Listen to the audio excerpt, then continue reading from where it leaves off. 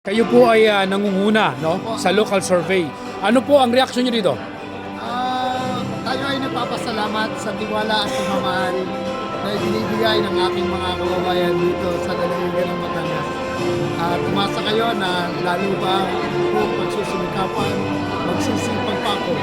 Sa kasalukuyan, pinupuntahan ko ang lahat ng mga laylayan, mga kabundukan upang maramdaman ng aking mga kababayan sa lalawigan ng Batangas. Nangunguna kayo sa survey, Gob.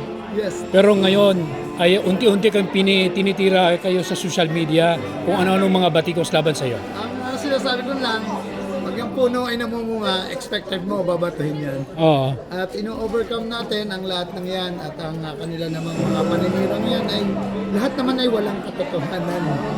At tayo ay patuloy na magpapakumbaba, hindi tayo papatol sa mga issue na yan. Mas mabuti pa na ako ay umikot sa buong lalawigan kaysa bigyan ko ng pansin ang mga usapin. Kung sakali kayo palarin ngayong 2025 elections, ano ang mga pangunahing pagtutunan mo ng pansin sa lalawigan ng Batangas?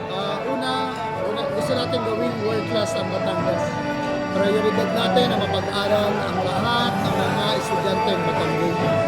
Ang hospitalization, ang mga kababayan namin, kayang-kaya naman dahil kami pangatlo sa pinakamayaman sa buong Pilipinas. Ganun din ang pagbibigay ng trabaho, ang pagsasaayos ng mga hanap buhay ng ating mga kababayan. Everything should be balanced at tayo naman ay mayroong 10-point agenda na balansing-balanse para sa mamamayan. Maraming salamat po, Gob.